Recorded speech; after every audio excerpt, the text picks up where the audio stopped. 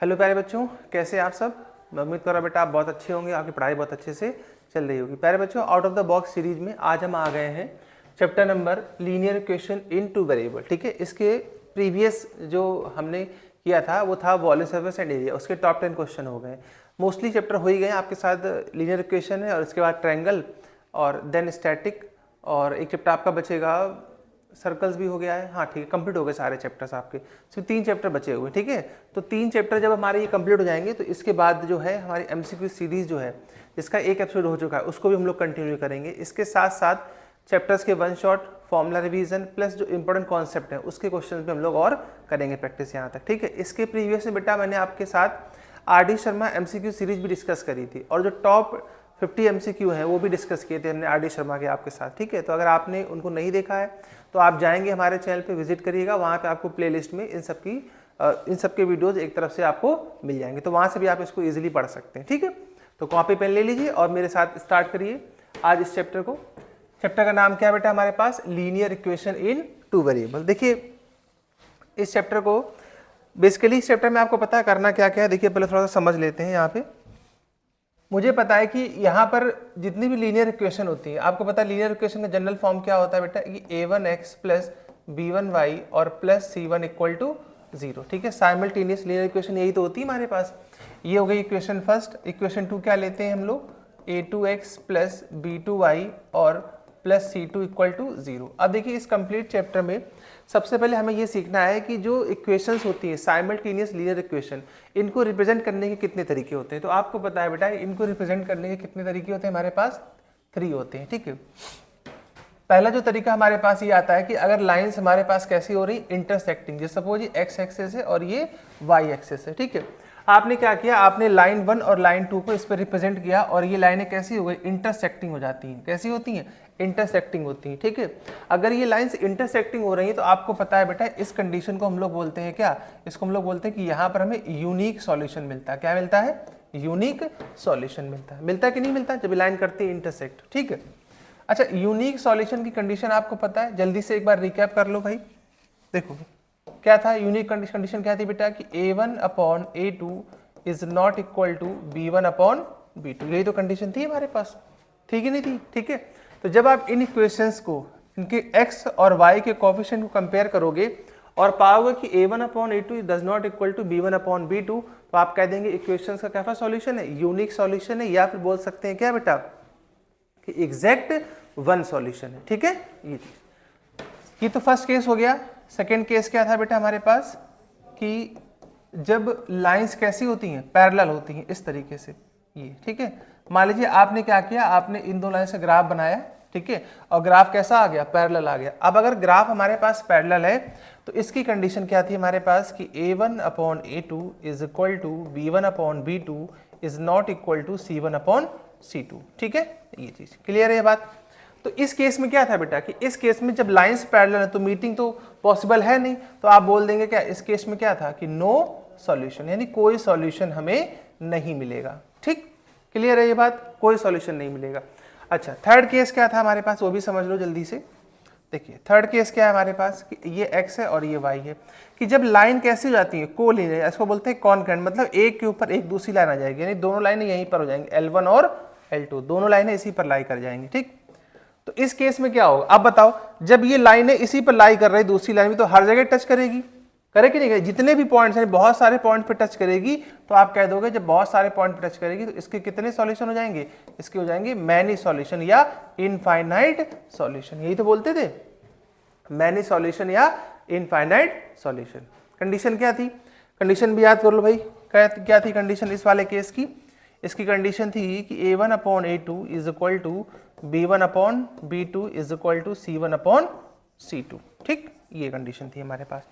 तो ये इसका ग्राफिकल रिप्रेजेंटेशन था किसका, linear equation in two variable का। फिलहाल आपके पास 3 ही केस हैं, यही 3 आपको पढ़ने, यही एग्जाम में पूछे भी जाते हैं। ठीक, इसके बाद का जो टॉपिक है हमारा वो क्या है कि सॉल्विंग ऑफ लीनियर इक्वेशन, की लीनियर इक्वेशन को कैसे सॉल्व करते हैं। तो इसके सॉल्व करने के 3 मेथड होते हैं। पहला हमारे पास क्या होता है, substitution method, and second is elimination method, और थर्ड क्या होता है, क्रॉस मल्टीप्लिकेशन मेथड। तो क्रॉस मल्टीप्लिकेशन क्या हो गया है, क्रॉस हो गया, मतलब हटा दिया गया, डिलीट हो गया। ठीक है, तो अब क्या बचा है, सब्स्टिट्यूशन और एलिमिनेशन। चलिए देखिए इसको भी देख लेते जल्दी से।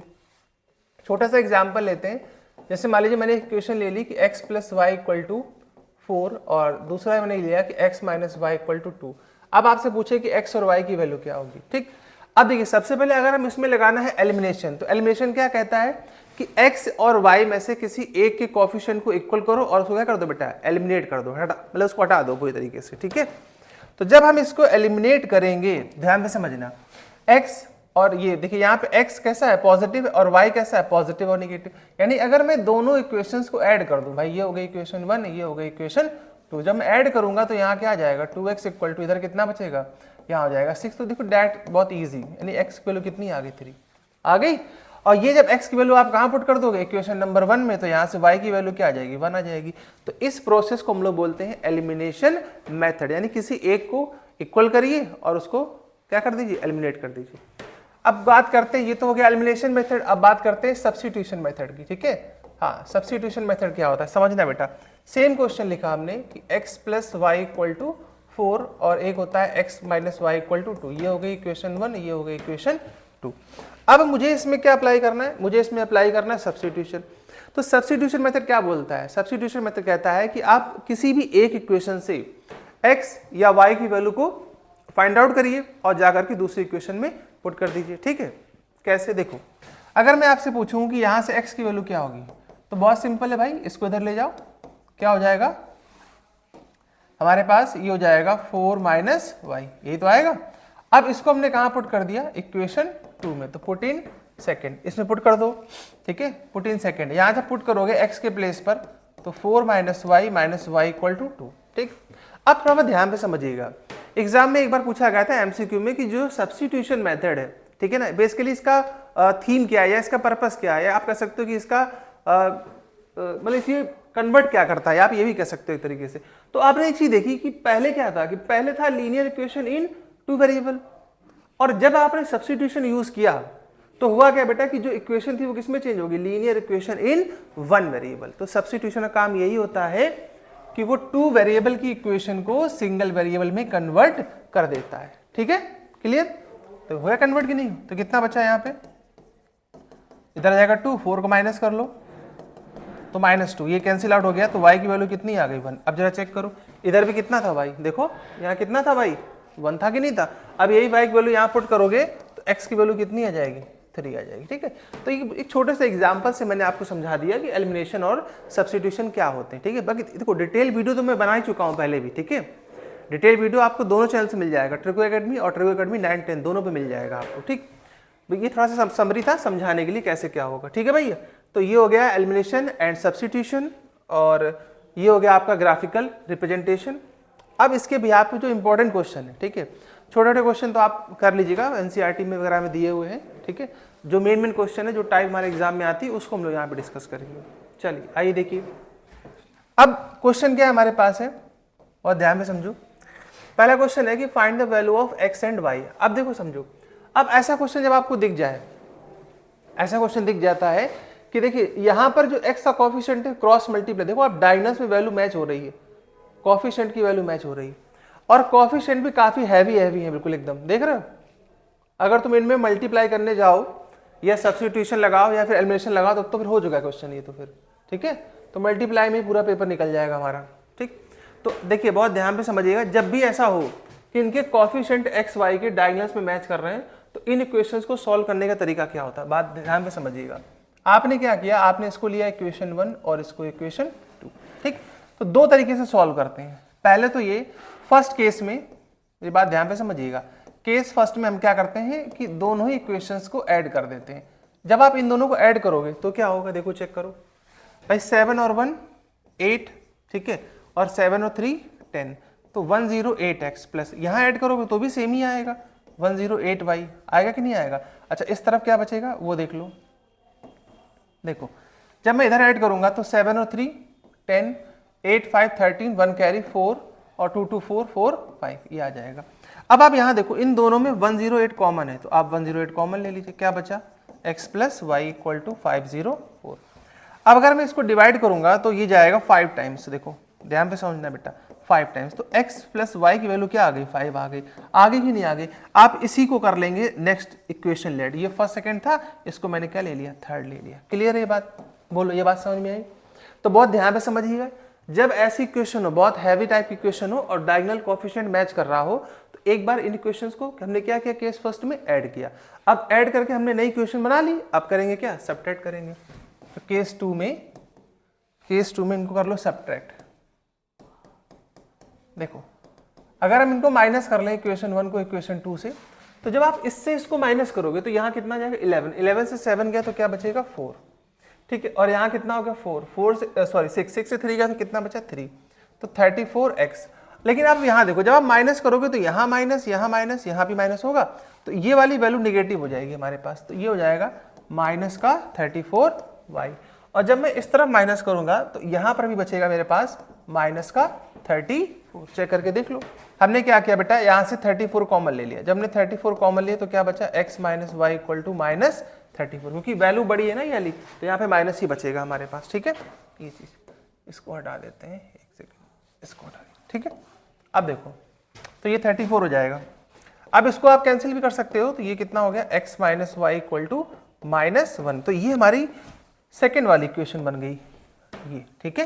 ये इक्वेशन नंबर थर्ड थी, फोर्थ यहाँ कर लेना, इक्वेशन 4, ठीक। अब मुझे देखिए, अब इनसे कोई मतलब नहीं बेटा, इनका कोई यूज नहीं है। अब आपको केवल थर्ड और फोर्थ को सॉल्व करना, आपका आंसर आ जाएगा। देखिए, अब अगर मैं थर्ड और फोर्थ को सॉल्व करूंगा, थर्ड और फोर्थ को ऐड करूंगा, तो कैसे लिखूंगा भाई कि x plus y equal to 5 and x minus y equal to -1। तो इनको सॉल्व कर लीजिए, मेरे पास कितना हो जाएगा 2x इक्वल टू 4, यहाँ कैंसिल आउट करोगे, x की वैल्यू क्या आ जाएगी 2 आ जाएगी, x की वैल्यू 2। अच्छा, जब x की वैल्यू 2 आ जाएगी तो आप यहाँ पुट कर देंगे इस जगह पे, तो y कितना आ जाएगा हमारे पास, सम था 5, ये हो गया 2, तो कितना आ जाएगा 3, ये चीज, ठीक। तो देखिए, अब ऐसे करते अगर डायरेक्ट मल्टीप्लाई से तो क्वेश्चन बहुत लेंथी हो जाता, होता कि नहीं होता, इसलिए डायरेक्ट मल्टीप्लाई नहीं करना, ऐसे सॉल्व करना है इसको, ठीक है। क्लियर? चलिए नेक्स्ट क्वेश्चन देखते हैं। ये तो हो, हाँ, अब देखो सेम क्वेश्चन आ गया वैसे ही, ठीक है, बिल्कुल सेम क्वेश्चन है। अब देखिए कोएफिशिएंट कैसे हैं, काफी हैवी हो रहे हैं और इनको मल्टीप्लाई करके सॉल्व करना है, ठीक है। तो कर लोगे? चलो ट्राई करो, वीडियो पॉज कर दो, ट्राई करो। देखो, सबसे पहले मुझे क्या करना है कि दोनों इक्वेशंस को ऐड कर देना है। तो मैं इनको जब ऐड करूंगा तो इधर कितना हो जाएगा 7 1 8 3 1 4 और ये, ठीक है, x प्लस इधर भी हो जाएगा 348, सेम ही वैल्यू है तो यही बचेगा, इक्वल टू इधर ऐड कर लो, यहाँ हो जाएगा 10 और 3 2 1 3 3 1 4 और यहाँ पे कितना बचेगा 9 8 17, ठीक है, ये चीज़। तो देखिए 348 कॉमन दिख रहा है मुझे साफ साफ, मैंने कॉमन ले लिया, तो इधर कितना बचा 1740। अब 348 है तो ये कितनी बार जाना चाहिए, 6 टाइम या 5 टाइम, चेक करके देखते हैं एक बार। 5 से आप करके देख लो ये कितना हो जाएगा, अगर मैं 5 से करता हूँ तो 5 8 सा, ठीक है, 4 कैरी और 4 ये कितना छाड़ते हो 15 15 और 2 17, ठीक है, 5 टाइम्स जाएगा। देखो इसको कैंसिल आउट करोगे तो 5 टाइम्स जाएगा ये, तो x plus y equal to 5। देखिए बन गई इक्वेशन थर्ड। क्लियर? अब ऐसे ही एक बार इसको क्या करेंगे, सेपरेट कर देंगे। तो 1 से 2 को माइनस कर लो भैया, तो जब इनको माइनस करोगे कितना बचेगा, तो 7 से 1 जाएगा तो यहाँ हो जाएगा 6 और इधर कितना बचा, इधर हो जाएगा 11, तो 11 से 3 जाएगा तो कितना बचेगा 8 86 और माइनस 86x और यहाँ पर नेगेटिव का आ जाएगा तो ये भी हो जाएगा 86y इक्वल टू, अब अगर हम इधर माइनस करेंगे तो यहाँ कितना हो जाएगा भाई, ये 9 है यहाँ पर, तो इस बार तो पॉजिटिव ही आएगा क्योंकि वैल्यू याली छोटी है और ये वैल्यू बड़ी है, तो 13 13 7 गया तो कितना बचेगा 6, तो 86, इधर भी 86 आ जाएगा, ठीक है। तो यहाँ से 86 कॉमन ले लो भाई, क्या बचेगा x minus y equal to 86, ये कैंसिल आउट हो गया, x माइनस वाई की वैल्यू यहाँ से क्या आ गई 1 आ गई, इक्वेशन नंबर 4, ये चीज क्लियर। अब बस दोनों को सॉल्व कर लेंगे, खत्म। देखिए जब मैं इनको सॉल्व करूंगा तो मैं कैसे लिखूंगा कि मैं ऐड कर रहा हूं उनको, कि देखिए एक पॉजिटिव एक नेगेटिव है, तो मैं equation 4 and equation third and fourth को ऐड करूंगा, ठीक है,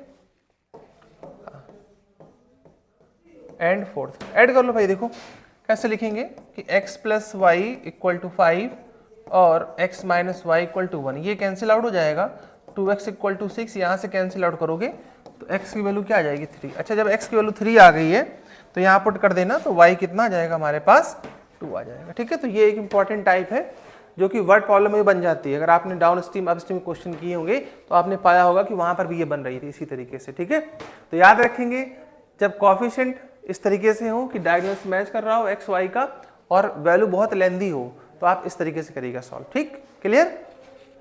चलिए आइए चलते हैं नेक्स्ट क्वेश्चन पे। अब देखिए जो अभी आपने ग्राफिकल रिप्रेजेंटेशन पढ़ा है तो ग्राफिकल रिप्रेजेंटेशन पे ये बेस्ड क्वेश्चन है, इसको सॉल्व करते हैं। ठीक है, कितना आएगा देखो जरा ध्यान से समझो यहाँ पे। Find the value of k for which of the following pair of linear equation has infinite many solution। देखो ये infinite many solution है। infinite many solution का क्या मीनिंग हुआ, अभी मैंने बताया था कि लाइन कैसी होंगी, एक के ऊपर एक लाइन हो जाएगी। ठीक है, तो infinite many solution।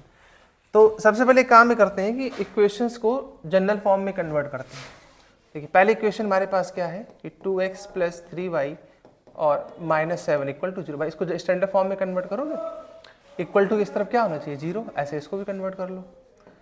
तो ये हो जाएगा k + 1x plus bracket 2k - 1y और इसको भी इधर ट्रांसफर कर लो तो 4k + 1 इक्वल टू 0। ये हो गई आपकी इक्वेशन 1 और ये हो गई इक्वेशन 2। ठीक है, for infinite many solution condition आपको पता है, इनफाइनाइट मैनी सॉल्यूशन की कंडीशन क्या होती है कि a1/a2 is equal to b1/b2 is equal to c1/c2। चलिए वैल्यू पुट करते हैं भाई। देखिए a1/a2, देखिए a1 की वैल्यू कितनी है 2 अपॉन, और ये इसकी वैल्यू कितनी हो जाएगी k + 1 इक्वल टू, ऐसे b1 भी कितना है यहाँ पे 3 है, b2 कितना है ये कंप्लीट रखेंगे तो ये हो जाएगा 2k - 1। ठीक है, अच्छा यहाँ -7 यहाँ -7, माइनस से माइनस कट जाएगा तो कितना बचेगा 7 और ब्रैकेट 4k + 1। भाई देखिए ये भी निगेटिव ये भी निगेटिव, साइंस कट जाएंगे। अब एक को सॉल्व कर लो। देखो पहले हम लोग क्या करते हैं, पहले इसको और इसको सॉल्व करते हैं, इन दोनों को सॉल्व करिए। तो जब इनको सॉल्व करोगे तो कितना आ जाएगा कि 2/k + 1 इक्वल टू 3/2k - 1। ठीक है, ये चीज क्लियर। अच्छा अब जब इसको सॉल्व करेंगे तो कितना आ जाएगा, देखिए 2 × 2 = 4k - 2 × 1 = 2 और इधर कितना जाएगा 3k + 3। ठीक है भाई, 2 × 2 = 4, 2 × 1 = 2, 3k और 3। ठीक है, k वाले को इधर लाके माइनस कर दो इसको तो कितना बचेगा, k ही तो बचेगा, ये जाके इधर प्लस हो जाएगा। तो एक तो वैल्यू आ गई कितनी यहाँ से 5 आ गई, 5। चलिए ठीक है, बहुत अच्छी बात है। अब इसको और इसको सॉल्व करेंगे। ठीक है, चलिए इसको भी सॉल्व कर लेते हैं एक बार। तो जब मैं 3 से मल्टीप्लाई करूंगा इसमें क्रॉस मल्टीप्लाई तो ये हो जाएगा 3 × 4 = 12 प्लस यहाँ पे आ जाएगा 3 × 1 = 3। ठीक है, इधर मल्टीप्लाई करूंगा तो 7 × 2 = 14 - 7 × 1 = 7। ठीक है, चेक कर लो एक बार, देखो 3 × 4 = 12। ठीक है, और 3 × 1 = 3, 7 × 2 = 14 और माइनस का 7। ठीक है भाई, चलिए इसको इधर लाते हैं तो मेरे पास कितना बचेगा 2k और इसको मैं इधर ले जाऊंगा ट्रांसफर करूंगा तो ये कितना हो जाएगा, माइनस और माइनस प्लस हो जाएगा और इधर भी नेगेटिव का ही आएगा तो ये वैल्यू कैंसिल आउट हो जाएगी। तो यहाँ से k की वैल्यू क्या आ जाएगी 5 आ जाएगी। ठीक है, ये चीज़ तो देखिए आप देखिए दोनों से ही k की वैल्यू क्या आ रही है हमारे पास 5 आ रही है। ठीक, तो आपसे क्या पूछा था, find the value of k, k की वैल्यू क्या रही होगी, तो आप इसका आंसर दे सकते हैं कि k की वैल्यू क्या रहेगी हमारे पास 5 रहेगी। ठीक है, आई होप क्लियर रहा होगा बच्चा लोग। ठीक, ठीक है भाई, चलो आज अगले क्वेश्चन की तरफ भी चलते हैं। देखो वीडियो पॉज कर दिया करो, खुद से सॉल्व किया करो। ठीक है, अब तो ये लास्ट टाइम एग्जाम का बचा हुआ रिवीजन ही होना है अपने पास। ठीक, बाकी आप प्रैक्टिस करते रहिए। और सबसे अच्छा तरीका क्या है बेटा कि आप कोई भी सैम्पल पेपर ले सकते हैं, नहीं खरीदने की इच्छा है तो नेट से डाउनलोड कर लो, आजकल तो फ्री भी बहुत मिल जाते हैं। ठीक है, डाउनलोड कर लो और एक टाइम फिक्स करिए, मॉर्निंग में 9 से 12 का 3 घंटे का टाइम सेट करिए, उसी हिसाब से जो है अपना पेपर खुद से सॉल्व करिए, फिर आंसर मैच करिए, आप कहाँ पे स्टैंड कर रहे हैं, कहाँ कहाँ गलती हो रही है और क्या पढ़ने की ज़रूरत है हमें। ठीक है, तो अपनी जो प्रिपरेशन है उसको आप खुद चेक करिए कि आप कहाँ पर कैसे स्टैंड कर रहे हैं, क्योंकि अब देखिए जनवरी आने वाला है। ठीक है, तो बहुत कम दिन रह गए हैं, तो स्कूल का रोल भी अब ज़्यादा कुछ रह नहीं गया है। ठीक है, तो जो कुछ बचा है आप ही के हाथ में है, तो सेल्फ से तैयारी करिए, अच्छे से सेल्फ स्टडी करिए और अपनी प्रिपरेशन को चेक करिए सैम्पल पेपर के माध्यम से। ठीक है, और ज़्यादा हो तो आप एक कॉपी भी ले सकते हैं बाहर से, तो कॉपी ले लीजिए, वहाँ से आप खुद बैठ के प्रैक्टिस करिए कैसे लिखना है, ठीक है, और प्रेजेंटेशन कैसे सुधारना है, तो ये सब आप लिख सकते हैं वहाँ से, ठीक। बाकी क्वेश्चन तो मैं करा ही रहा हूँ, तो इन क्वेश्चन को भी आप मेरे साथ प्रैक्टिस कर सकते हैं, ठीक है। चलो अच्छा, आ जाओ नेक्स्ट क्वेश्चन पे। देखिए ये क्वेश्चन भी आपने बहुत बार प्रैक्टिस किया होगा, दोबारा से एक बार और कर लेते हैं प्रैक्टिस। क्वेश्चन नंबर 4 क्या है भाई कि taxi charge in a city consist of fix charge and the remaining depending upon the distance travel in kilometre. देखो ये तो बहुत जनरल लाइफ का एग्जांपल है कि जब आप कोई टैक्सी बुक करते हो तो क्या होता है भाई, टैक्सी बुक करते हो तो वो कहता है कि भाई देखो 12 घंटे का हमारा इतना चार्ज है, 600 रुपये, 700 रुपये, 800 रुपये, जैसा अभी आप बुक करते हो, और उसके बाद पर किलोमीटर आप जितना चलोगे उसका मैं अलग से चार्ज लूंगा। तो सेम केस है यहाँ पर, ठीक है। तो दो तरह के चार्ज हैं, समझना इस बात को, दो तरह के चार्ज है भाई। तो हमने यहाँ पे तो उन चार्ज को लेट कर लिया कि लेट द फिक्स्ड चार्ज, ठीक है, कि आपके पास जो फिक्स्ड चार्ज है सपोज वो x रुपीज है, कितना है x रुपीज है, ठीक है। और इसके बाद जो रिमेनिंग चार्ज जो बनता है कि डिस्टेंस ट्रेवल करने पर, तो मैं मान लेता हूं कि पर किलोमीटर जब आप जाओगे, ठीक है, तो उसका जो चार्ज है वो कितना लेता है, वो y रुपीज लेता है, ठीक। बहुत सिंपल है भाई, जब आप बुक करेंगे तो उसका एक फिक्स चार्ज होगा, पर किलोमीटर आप जितना डिस्टेंस ट्रेवल करोगे उसका आपको कुछ अलग से चार्ज देना पड़ेगा, ठीक है। चलिए इफ अ पर्सन, देखिए केस फर्स्ट क्या है कि if a person travel 60 kilometre, देखो अकॉर्डिंग टू क्वेश्चन आप लिख सकते थे कि एक पर्सन 60 किलोमीटर जाता है, ही पे रुपीज 960, ठीक है। For travelling 80 kilometre he pay rupees this, ठीक है भाई। तो देखिए अगर वो 960 किलोमीटर जा रहा है तो 60 किलोमीटर जाने पे उसने कितना पैसा पे किया है, इतना पे किया। तो केस फर्स्ट में क्या होगा भाई, देखिए फिक्स चार्ज यानी कि x रुपीज प्लस मैंने मान लिया कि पर किलोमीटर कितना था y, तो कितने किलोमीटर गया है वो, देखो फर्स्ट केस में 60 किलोमीटर, तो कैसे लिखोगे 60y। और देखिए फिक्स चार्ज पर किलोमीटर चार्ज मिला करके कितना पे किया 960, ये चीज, ठीक है, समझ में आया, ठीक। अच्छा दूसरे केस में क्या होगा भाई, दूसरे केस में उसने बोला है कि अब वो 80 किलोमीटर जा रहा है, तब कितना पे कर रहा है 260 पे कर रहा है, चलो ठीक है। तो देखिए अब सेकेंड केस के लिए भी फिक्स चार्ज लगेगा, और इस बार कितना गया 80 किलोमीटर, 80y, और बेटा उसको कितने रुपए पे करने पड़े हैं 1260, तो यहां लिख लेना 1260, ठीक है, क्लियर। आप सॉल्विंग ही तो करनी है, तो अभी सिखाया मैंने, जैसे चाहो वैसे सॉल्व कर लो। चलिए इनको करते हैं सब्ट्रैक्ट, माइनस, इधर भी माइनस हो जाएगा तो ये कैंसिल आउट हो जाएगा, तो यहाँ बचेगा माइनस का 20y, और इस तरफ कितना आ जाएगा भाई 1260, ये यानी कि 260 रुपये यहाँ बचे और 60 यहाँ पे बचेगा, तो 320, वो भी निगेटिव का बचेगा, तो ये कैंसिल आउट हो जाएगा, 0 से 0, ये इससे कैंसिल आउट हो जाएगा। तो जो y की वैल्यू हमारे पास आ जाएगी वो आ जाएगी 2 1 2 2 6 12, ठीक है, क्लियर है। क्या मतलब हुआ इसका, इसका मतलब ये हुआ, एक मिनट, ये कितना था 260 है ना, यहाँ पर 260 और 40, 300 हुआ, अच्छा सॉरी 300 होगा यहाँ पर, ठीक कर लेना इसको। यहाँ पर बचेगा माइनस का 20y और यहाँ हो जाएगा माइनस का 300, तो ये वाली वैल्यू इससे कैंसिल आउट हो जाएगी, 0 से 0 कैंसिल आउट हो जाएगा, तो y की वैल्यू कितनी आ जाएगी 15, ठीक। तो इसका मतलब ये हुआ कि जो पर किलोमीटर चार्ज मैंने लिया था वो कितने रुपए लिया था 15 रुपीज लिया था, ठीक। अच्छा अगर पर किलोमीटर चार्ज 15 रुपीज लिया हुआ है तो यहाँ पे पुट कर लेते हैं और देखते हैं कि हमारा फिक्स चार्ज कितना आता है। जब मैं y यहाँ पुट करूंगा इस जगह पर इक्वेशन 1 में, यहाँ लिख लेना पुट इन फर्स्ट, तो जब आप फर्स्ट में पुट करोगे तो ये कितना हो जाएगा x प्लस 900 और इधर 960, तो जब मैं x की वैल्यू निकालूंगा तो 60 रुपीज आ जाएगी, ठीक है, ये चीज। इसका मतलब ये हुआ कि जो हमारा फिक्स चार्ज है वो कितने रुपीज है भैया, वो है 60 रुपीज, 60 रुपए है फिक्स चार्ज हमारा, ठीक, क्लियर। चलिए बहुत अच्छा। अब देखिए प्यारे बच्चों, अब हम लोग करते हैं क्वेश्चन नंबर 5, ठीक है। तो क्वेश्चन नंबर 5 बहुत ध्यान से देखिएगा, अच्छा क्वेश्चन है, स्टार पॉइंट लगा दिया है मैंने यहाँ पर।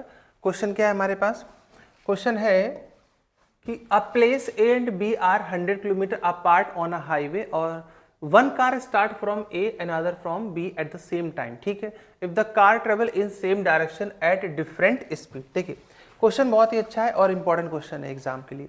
इसको समझिएगा। होता क्या है कि जब कभी भी कोई भी दो ऑब्जेक्ट या कोई भी आप कह सकते हो या कार है, कोई भी ले सकते हैं व्हीकल्स, जब वो एक ही तरफ आते हैं इस तरीके से, मतलब एक दूसरे की तरफ आते हैं, तो ये डायरेक्शन कैसी होगी, अपोजिट डायरेक्शन हो गई, ठीक है। तो होता क्या है कि अपोजिट डायरेक्शन में जो हमारे पास उनकी जो रिलेटिव स्पीड होती है, ठीक है, वो कैसी होती है, वो प्लस होती है।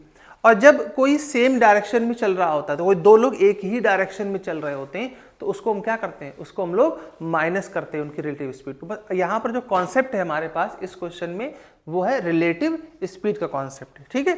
अब देखो समझो बेटा, मान लीजिए हमने ये दो पॉइंट ले लिए, ये ए है और ये बी है, इनके बीच की जो डिस्टेंस हमें दी गई है वो कितनी दी गई है, 100 किलोमीटर दी गई है। अब उसने बोला है कि एक कार ए से चलती है, ठीक है भाई, एक कार ए से चलेगी और एक कार कहाँ पे चलती है, बी से चलती है, ठीक ठीक। दो केस बनेंगे। पहला केस तो ये कि दोनों एक दूसरे से क्या हो रहे हैं, अपोजिट हो रहे हैं। फिर एक उसने बोला कि एक तरफ से भी चल सकते हैं।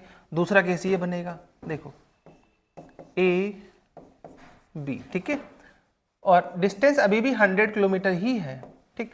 अब इस बार ये हुआ है कि पहली कार भी इधर से जा रही है और दूसरी कार भी इधर से जा रही है, ये चीज, ठीक। अब उसने बोला कि इनमें जो इनकी जो स्पीड है वो कैसी है, डिफरेंट है। देखो लिखा नहीं है, डिफरेंट स्पीड है। अच्छा, अगर स्पीड डिफरेंट है तो कुछ ना कुछ लेट करना पड़ेगा।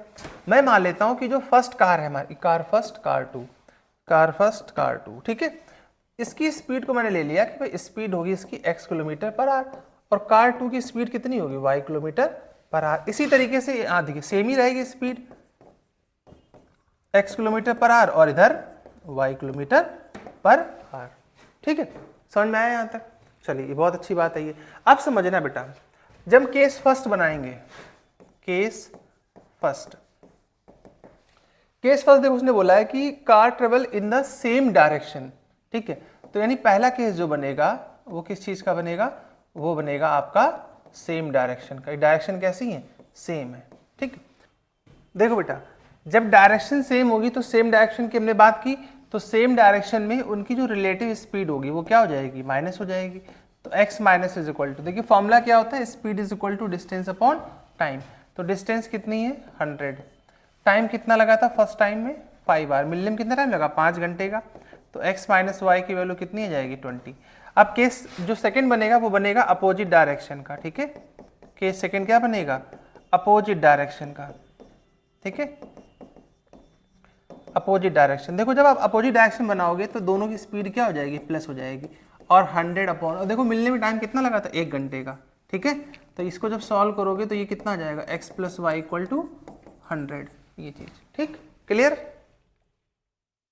अब देखिए दोनों क्वेश्चन को सॉल्व करोगे तो x minus y equal to 20 और x plus y equal to 100 solve कर लो। इसमें ये कितना हो जाएगा, 2x इक्वल टू 120, x की वैल्यू कितनी आ जाएगी यहाँ से 60। अच्छा, x अगर 60 आ गया तो एक कार की स्पीड तो आ गई कि 60 किलोमीटर पर आवर रहेगी कि नहीं रहेगी। पुट कर दो, दूसरी वैल्यू भी निकाल लो, यहाँ रख दो 60, तो कितना हो जाएगा, ये हो जाएगा 60 माइनस वाई इक्वल टू 20, तो minus y equal to minus 40 cancel out हो जाएगा। तो y की वैल्यू कितनी हो जाएगी, 40। इसका मतलब जो सेकंड कार है उसकी स्पीड कितनी रही होगी, 40 किलोमीटर पर आवर, ठीक है। तो इस क्वेश्चन में हमारे पास क्या था बेटा कि रिलेटिव स्पीड का कॉन्सेप्ट लगा था हमारे पास, ठीक है। अगला देखिएगा, नेक्स्ट क्वेश्चन। अरे ये कहाँ गया, ये रहा, ठीक है। देखो नेक्स्ट क्वेश्चन भी अच्छा है, वैसे तो ये क्वेश्चन एक ही बार पूछा गया एग्जाम में, लेकिन तब भी मैं करा दे रहा हूँ इसको करने के बहुत सारे तरीके, जरूरी नहीं कि आप इसको लीनियर से ही करें, और भी कई तरीके हैं। देखिए उसमें ये कहा गया कि इन अ ट्रायंगल ABC, ये एक ट्रायंगल ABC की बात हो रही है, ठीक है, इन ट्रायंगल ABC। अगर आप ट्रायंगल ABC को ध्यान से देखें तो उसने बोला है कि angle C equal to 3 times of angle B is equal to 2 times of angle A plus B। तो आपको पता है अगर ट्रायंगल कोई है हमारे पास तो उसके जो एंगल सम प्रॉपर्टी होती है, यानी तीनों एंगल का सम कितना होता है, 180। बोलो होता है कि नहीं होता, ठीक है। अच्छा, अब देखिए अगर ये यहाँ से दिया हुआ है तो इसको हम लोग कैसे लिख सकते थे कि angle C is equal to 3 times of angle B is equal to 2 times of angle A और प्लस एंगल B। मैं मान लेता हूँ कि इसकी वैल्यू कोई k डिग्री के इक्वल रही होगी, k कोई भी कांस्टेंट हो सकता है, ठीक है। इसको हमने लेट कर लिया यहाँ पर, ठीक। ये 9th में था ऐसा एक क्वेश्चन, अगर आपको याद होगा ध्यान से देखिए। तो ये हो गया k डिग्री के इक्वल। अब अगर ये k डिग्री के इक्वल है तो एंगल C की वैल्यू क्या हो जाएगी, अगर मैं यहाँ से निकालूं एंगल C की वैल्यू हो जाएगी k डिग्री। और अगर मैं इस वाले को पार्ट को इक्वल करूंगा तो 3 times of angle B equal to कितना हो जाएगा k डिग्री। तो एंगल B इक्वल टू कितना हो जाएगा k डिग्री बाई 3। अच्छा ऐसे इसको भी सॉल्व कर लो तो 2 times of angle A plus angle B equal to k degree. तो एंगल A और प्लस एंगल B की जो वैल्यू आएगी वो कितनी आएगी k डिग्री बाई 2 आ जाएगी ये चीज, ठीक। अब इन सभी वैल्यूज को आप पुट कर दीजिए कहां पर, एक सेकेंड, इनको इन वैल्यूज को, ठीक है, C की वैल्यू और ये रही B की वैल्यू, इन सभी वैल्यू को आप इसमें पुट कर लीजिए इक्वेशन 1 में। तो जब आप पुट करोगे देखो A की प्लेस पे क्या लिख सकते हो, A प्लस B के प्लेस पे लिख सकते हो k डिग्री, तो k डिग्री बाई 2 भाई A प्लस B है तो इसके प्लेस पे डायरेक्ट लिख सकते हो k डिग्री बाई 2 और C की वैल्यू तो k डिग्री है ही, ठीक है। इधर कितना हो जाएगा 180। इसको सॉल्व करोगे तो 2 1 2 2 1 3, तो 3 के इक्वल टू 2 का इधर मल्टीप्लाई कर लो तो ये हो जाएगा 180 इंटू 2। 3 से कैंसिल आउट करोगे तो कितना जाएगा, ये 3 6 18 और इधर 2, तो k की वैल्यू कितनी जाएगी 6 2 12, तो 120 डिग्री आ जाएगी k की वैल्यू। अच्छा जब k की वैल्यू 120 डिग्री आ गई तो यहाँ पुट कर दीजिएगा इस जगह पर, तो एंगल C कितना आ जाएगा 120 आ जाएगा। यहाँ पुट कर दो एंगल B आ जाएगा कितना 120 डिवाइड बाई 3 तो 40 आ जाएगा, ठीक है। अब C 120 है ये 40, तो 120 और 40 कितना हो गया 160। इसका मतलब क्या हुआ कि A कितना रहा होगा, A रहा होगा 20, ठीक है, तभी तो मिला के 180 होगा हमारे पास, ठीक है, क्लियर। तो सिंपल क्वेश्चन था, वैसे तो लीनियर से भी कर सकते हो लेकिन कोई ज़रूर नहीं है, ये ज़्यादा इजी मेथड है अगर आप इससे करना चाहें। एक तरीका और भी बनेगा, आप इसका रेशियो निकाल सकते थे, ठीक है, तो इसको रेशियो मेथड से भी कर सकते हैं। जिनका रेशियो अच्छे से आता है अगर वो रेशियो निकाल पाए तो रेशियो से भी कर सकते हैं इसको, ठीक है। देखिए ये क्वेश्चन भी एमसीक्यू में आया हुआ है कई बार। क्वेश्चन क्या है समझो बेटा इधर ध्यान से, 2 की power x plus y equal to 2 की power x minus y equal to √8। तो कंपेयर कर लो, देखो पहले इसको इससे कंपेयर कराओ, 2 की power x plus y equal to √8। तो कैसे लिख सकते हो बताओ इसको, √8 को आप लिख सकते थे कितना, √8 है तो 8 टू द पावर 1/2 है ना, लिख सकते हो ना ऐसे 8 टू द पावर 1/2, और ये होता है 2 की पावर 3, तो 2 की पावर 3 का मल्टीप्लाई करोगे तो 3/2, बेस से में पावर कंपेयर हो जाएगी, तो x प्लस वाई की वैल्यू कितनी आ जाएगी 3/2, ठीक है, क्लियर। अच्छा सेकेंड वाला भी सॉल्व कर लो। अब इसका इससे कंपेरिजन कराओगे तो कितना हो जाएगा 2 की power x minus y equal to √8, तो सेम रहेगा x minus y equal to की √8 हटाओगे तो ये भी यही आ जाएगा हमारे पास कितना 3/2, इक्वेशन 2। x और y पूछा है दोनों को सॉल्व कर लीजिए, ठीक है ना। अगर मैं दोनों को ऐड कर दूंगा तो क्या हो जाएगा कि x plus y equal to 3/2 और x minus y equal to 3/2 हो जाएगा, ठीक है भाई। देखिए ये कॉन्सेप्ट समझिएगा इस चीज को थोड़ा सा, रूट का मतलब होता है 8 की पावर 1/2 और 2 को इसको लिख सकते हो 2 का क्यूब, तो ये 1/2 तो ये से मल्टीप्लाई हो जाता है, ठीक है, तभी वो 3/2 आया है। ये नहीं होना चाहिए लॉज ऑफ एक्सपेरिमेंट पढ़े थे जब वो भूल गए पता चला, ठीक है। देखो समझो बेटा, जब इनको ऐड करोगे तो ये तो खत्म हो जाएगा, यहाँ क्या बचेगा 2x, इसको ऐड कर लो 3 और 3 6 और नीचे कितना बचेगा 2, तो इसको जब आप सॉल्व करेंगे तो ये आ जाएगा कितना 3, तो x की वैल्यू कितनी आ जाएगी हमारे पास 3/2, यही तो आएगी x की वैल्यू, देख लो चेक कर लो भाई 3/2 ऐड करो 3 3 6 हो जाएगा, नीचे 2 इधर से कैंसिल किया तो कितना आ जाएगा 3/2। जब x की वैल्यू 3/2 आई तो y में पुट कर दो, तो y की वैल्यू कितनी आ जाएगी यहाँ पे 0, क्योंकि जब आप यहाँ 3/2 पुट करोगे तो ये कैंसिल आउट हो जाएगा, तो y की वैल्यू क्या आ जाएगी हमारे पास 0।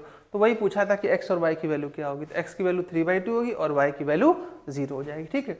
अच्छा वेरीफाई भी कर सकते थे यहाँ पे, अगर आप चाहो तो ये वाली वैल्यू रख करके यहाँ वेरीफाई कर सकते। देखिए 2 की x की वैल्यू कितनी आई थी 3/2, y 0 आया था, और देखिए यही तो आप होता है √8, देखो यही तो होता है √8, ये तो सॉल्व किया था √8, ठीक है, clear. The sum of two number is 8 and the sum of the sum, अच्छा 2 बार लिख गया है, कोई नहीं इसको काट देना, and the sum of the their reciprocal, ठीक है। ये चीज देखिए आपसे कहा गया 2 नंबरों का सम 8 है, तो नंबर मैंने लेट कर लिए कि let the numbers are x and y. ठीक, वो दो नंबर मैंने क्या ले लिए, एक्स और वाई ले लिए। अब जब देखिए पहले क्वेश्चन में कहा कि इनका सम 8 दिया गया, ठीक है, तो according to question x plus y हमें कितना दे रखा है, 8। फिर उसने बोला है कि and the sum of their reciprocal is 18, तो इनका अगर रेसिप्रोकल करोगे तो 1/x प्लस 1/y, ये कितना दे रखा है हमको, 8/15, ये दे रखा है। चलो इसका एलसीएम ले लो, इसका एलसीएम लोगे तो कितना जाएगा, एक्स वाई, ऊपर कितना बचेगा, एक्स प्लस वाई, 18/15। अब देखिए यहाँ से ये वाली वैल्यू आप यहाँ पुट कर सकते थे, अगर आप ध्यान दोगे तो बाई इक्वेशन फर्स्ट ये वाली वैल्यू यहाँ पुट कर सकते हो, तो 8/xy इक्वल टू 8/15, ये कैंसिल आउट हो जाएगा, तो यहाँ से एक्स वाई की वैल्यू कितनी हो जाएगी, 15 है, इक्वेशन 2। अब बाई एलिमिनेशन मेथड इसको सॉल्व कर लीजिए, ठीक है, किसी एक की वैल्यू यहाँ से निकाल लो। देखो x प्लस वाई कितना दिया गया है हमको, 8, x की वैल्यू यहाँ से कितनी आ जाएगी, 8 माइनस वाई। अब इसको कहाँ रख लेंगे, इक्वेशन नंबर 2 में, तो पुट इन सेकेंड, तो यहाँ पे हमने क्या लगा दिया, सब्स्टिट्यूशन, ठीक है, सब्स्टिट्यूशन लगा सकते हो। हालांकि एक एडवांस आइडेंटिटी भी होती है, उसका भी यूज़ कर सकते हो, लेकिन ठीक है इतना ही सही है, कोई ज़्यादा जरूरी नहीं है। तो 8 माइनस वाई इंटू, ये वाई ऐसे लिखा रहेगा और इस तरफ 15, मल्टीप्लाई करा लो भैया, 8y माइनस का वाई स्क्वायर इक्वल टू 15, तो ये हो जाएगा माइनस का वाई स्क्वायर प्लस का 8y माइनस का 15 इक्वल टू 0। ठीक है भाई, माइनस से कर दो मल्टीप्लाई, तो वाई स्क्वायर माइनस 8y और प्लस का 15, तो 8 को ब्रेक करना कि 15 आना चाहिए, तो -5 और -3 हो जाएगा, ठीक है, तो माइनस का 5y माइनस का 3y और प्लस का 15 इक्वल टू 0। यहाँ से y कॉमन आएगा, तो y माइनस 5 माइनस 3 कॉमन लिया, तो y माइनस 5, ठीक है, तो y की दो वैल्यू आएंगी, एक आएगी 5 और एक आ जाएगी 3, ठीक है। एक बार इसको 0 करोगे तो 5, इसको 0 करोगे तो कितनी आ जाएगी, 3। अब जब y की वैल्यू कितनी आ गई है, 2 आ गई है, तो x की वैल्यू भी 2 होंगी। अब आप पुट कर दोगे ये वाली वैल्यू यहाँ पर, इस जगह यहाँ पर, तो जब y की वैल्यू यहाँ 3 पुट करोगे, ठीक है, तो x की वैल्यू कितनी आ जाएगी, देखो 3 से इसको माइनस करोगे तो x की वैल्यू 3 आएगी, और जब y की वैल्यू 3 पुट करोगे तो x की वैल्यू 5 आ जाएगी। तो उसने पूछा वो नंबर क्या रहेंगे, तो वो नंबर क्या आ जाएंगे, 3 और 5, ठीक है, 3 और 5 वो नंबर रहेंगे, ठीक है। क्लियर है बात, समझ में आया बेटा यहाँ तक, ठीक, चलो। हाँ देखिए टाइम एंड वर्क का क्वेश्चन है, ठीक है, टाइम एंड वर्क कभी बार आ जाता है एग्जाम में, तो एक क्वेश्चन उसका भी कर लेते हैं हम लोग। यहाँ पर देखो टाइम एंड वर्क में और करना क्या होता है कि पहले तो आपको निकालिए टोटल वर्क कितना है। जब टोटल वर्क आ जाता है तब आप निकालते हैं वन डे वर्क की, एक दिन में कितना काम हुआ है, और फिर उसको क्या करते हैं, टोटल जो भी वहाँ पे मैन वुमेन जो भी दिया गया उससे मल्टीप्लाई कर लेते हैं, ठीक है। सिंपल सा कॉन्सेप्ट है, देखो समझो यहाँ पर 8 men and 12 boys can finish a work of 5 days, ठीक है, और उसने क्या पूछा है कि 1 man अलोन। तो मैं ये मान लेता हूँ कि जो वर्क डन है हमारे पास, या आप ये कह सकते हो कि जो टोटल वर्क है, ठीक है, टोटल वर्क जो कंप्लीट किया है किसने, मैन ने, मैं मान लेता हूँ वो कितना है, x है। तो अगर ये x दिन लेता है हमारे पास, x डेज लेता है, मैंने मान लिया ये x डेज लेता है टोटल काम को करने में, ठीक है, और अगर ये टोटल लेता है x डे, तो अगर मैं इसका वन डे वर्क निकालूं, ठीक है ना, वन डे वर्क किसका, मैन का, तो कितना हो जाएगा 1/x। भाई अगर टोटल वर्क टोटल दिन लेता है x, तो अगर उसका एक दिन का वर्क निकालें तो 1/x हो जाएगा यूनिटरी मेथड से, ठीक है। इसी तरीके से नेक्स्ट में क्या है, बॉयज है, तो अगर मैं बॉयज का टोटल वर्क ले लेता हूँ, टोटल वर्क, ध्यान से समझिएगा, मैंने बॉयज का टोटल वर्क क्या ले लिया कि वो भाई टोटल करते हैं y डेज में कंप्लीट करते हैं, तो वन डे वर्क क्या होगा, लड़कों का वन डे वर्क निकाल लो भाई, ठीक है, तो one day work of boys तो कितना आ जाएगा 1/y। अब कुछ नहीं करना है, अब सीधा अकॉर्डिंग टू क्वेश्चन इसको सॉल्व कर देना है। कैसे, देखो एक दिन का वर्क हमने अभी यहाँ पे कितना निकाला 1/x। देखो ध्यान से समझना, मैन में मैन का मल्टीप्लाई और बॉयज में बॉयज के, देखिए स्टार्टिंग में कितने मैन थे, 8 मैन, तो इसमें जब मल्टीप्लाई करोगे तो ये हो जाएगा 8/x प्लस, ठीक, ध्यान से समझना। फिर कितने बॉयज थे, 12 बॉयज, तो 12/y, और ये मिलकर के काम कितने दिनों में खत्म कर देते हैं, 5 डेज में। अब गलती क्या होती है, गलती होती है हम लोग यहाँ लिख देते हैं 5, यही गलत है मेरे भाई, बात को समझो, थोड़ा सा समझो इस बात को। क्या भैया, ये वन डे वर्क की बात हो रही है, ये वन डे वर्क है, ये वन डे वर्क, लेकिन ये तो टोटल वर्क दिया हुआ है ना, तो यानी जब टोटल वर्क दिया हुआ है 5 डेज, तो उनका वन डे वर्क कितना हुआ 1/5, 5, ठीक है। ये चीज तो यहाँ 1/5 आ जाएगा, इक्वेशन 1 बन गई। ऐसे इक्वेशन 2 बना लो।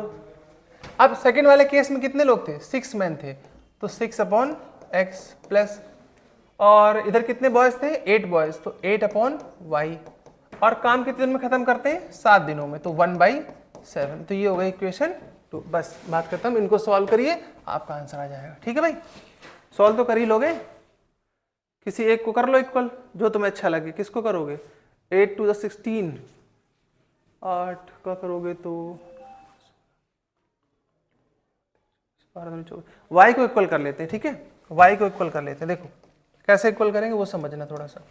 मैं y को अगर इक्वल करूं तो मुझे यहाँ चाहिए 24, तो मैंने इसमें मल्टीप्लाई 2 से कर दिया, और अगर इसको मैं इक्वल करूंगा तो इसमें मल्टीप्लाई मैंने 3 से कर दिया।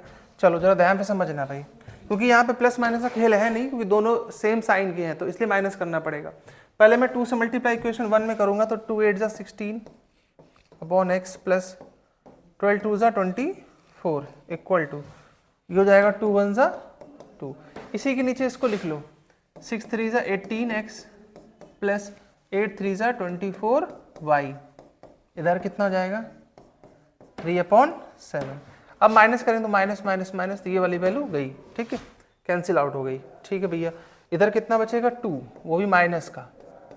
अच्छा, इधर जब हम लोग माइनस करेंगे तो कितना आ जाएगा 2/5 माइनस, ठीक है, और इधर कितना होगा 3/7। तो जब मैं इसको माइनस करूंगा तो ये कहलाएगा माइनस का 2/x, और 3 और 5 37, तो 37 करेंगे तो बेटा 5 7 जा और 7 2 जा 14, ठीक है, और 7 5 जा और 5 3 जा 15, ठीक है, यहाँ तक क्लियर है।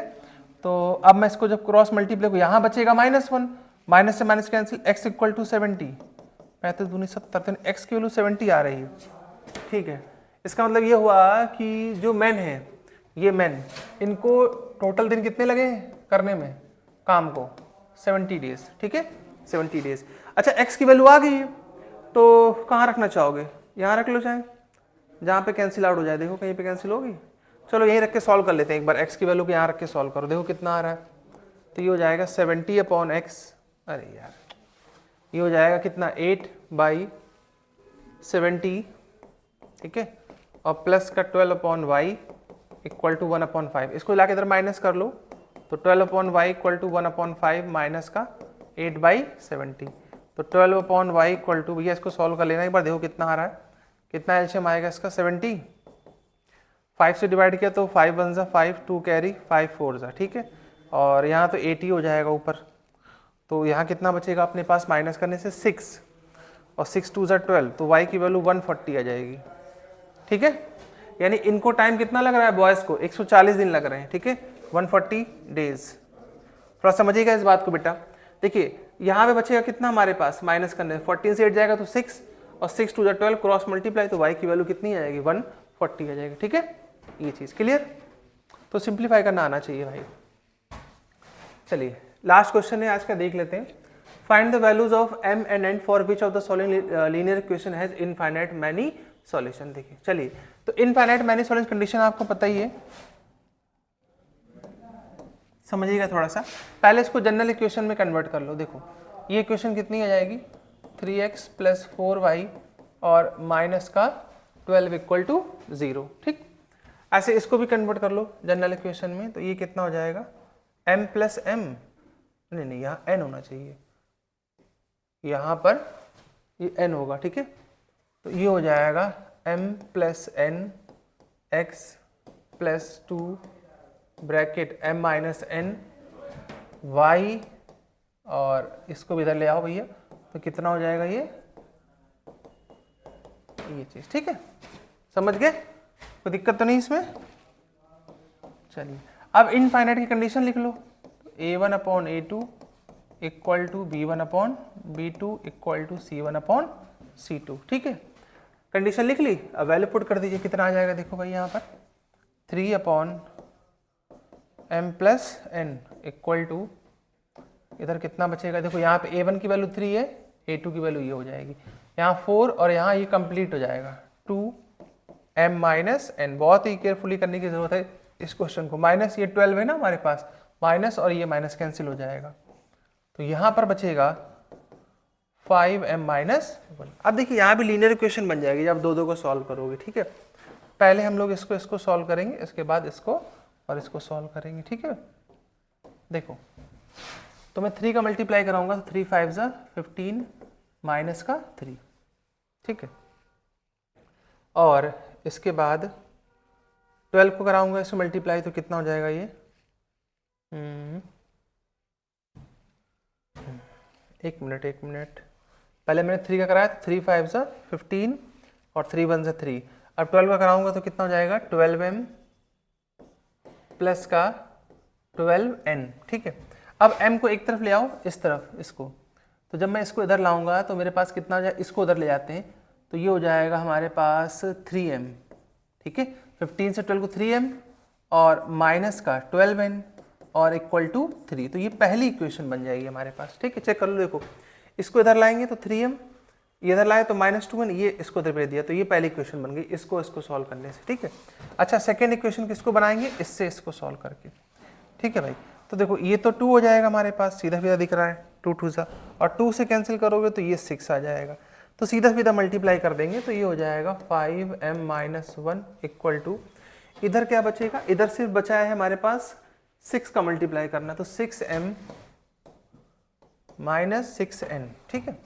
चलिए इसको इधर ले आइए बेटा, तो ये हो जाएगा हमारे पास कितना, माइनस का m प्लस का 6n और इक्वल टू 1, तो ये होगी दूसरी इक्वेशन। अब हमें इसको सॉल्व करना है, तो देखो यहाँ पर हमारे पास m और ये m, तो इसमें मुझे 3 से मल्टीप्लाई करना पड़ेगा m को इक्वल करने के लिए, तो माइनस का 3m प्लस 3 6 जा 18 इक्वल टू 3 1 जा 3। अब हम इसको इक्वेशन को और इसको सॉल्व कर सकते हैं क्योंकि यहाँ भी यहाँ पॉजिटिव का 3m है, तो 3m माइनस का 12n इक्वल टू 3। अब इसको सॉल्व कर लो बेटा, तो ये कैंसिल आउट हो जाएगा, यहाँ हो जाएगा 18 फिर 6 जाएगा, 12 जाएगा तो 6 बचेगा, और इधर कितना हो जाएगा 3 और 3 6 हो जाएगा, तो n की वैल्यू यहाँ से कितनी आ गई 1, ठीक। n की वैल्यू कितनी आ गई 1, तो जब n की वैल्यू 1 आ गई है, आप कहाँ पुट करना चाहते हैं, यहाँ पुट कर लीजिए इस जगह। तो n की वैल्यू अगर आप यहाँ 1 पुट करोगे तो यहाँ कितना बचेगा, देखो जरा सॉल्व करके, तो ये हो जाएगा 3m माइनस को उधर भेज दो तो प्लस हो जाएगा 15, तो m की वैल्यू मेरे ख्याल से आ जानी चाहिए कितनी 5, ठीक है। तो n इक्वल टू 1 और m इक्वल टू 5, ये हमारे पास फाइनल आंसर आ जाएगा, ठीक है। तो ये थोड़ा सा बस कैलकुलेटिव होता है, कैलकुलेशन सही होनी चाहिए, बाकी सब कुछ ठीक रहेगा इसमें, ठीक है। ये चीज़ मेन कॉन्सेप्ट हमें कॉन्सेप्ट पता होना चाहिए, अगर इनफाइनाइट सॉल्यूशन है तो कंडीशन क्या बनेगी। तो इसी के साथ ये लीनियर इक्वेशन के 10 क्वेश्चन आपके कंप्लीट होते हैं, ठीक है। मैंने कोशिश भी की है कि जो भी इंपॉर्टेंस उसमें कॉन्सेप्ट है उसको डिस्कस किया इस पे पूरे लेक्चर में, ठीक है। मिलते हैं नेक्स्ट लेक्चर में, तब तक आप पढ़ते रहिए, और कोई प्रॉब्लम आए तो आप कमेंट सेक्शन में उसको लिख सकते हैं, ठीक है। Thank you so much.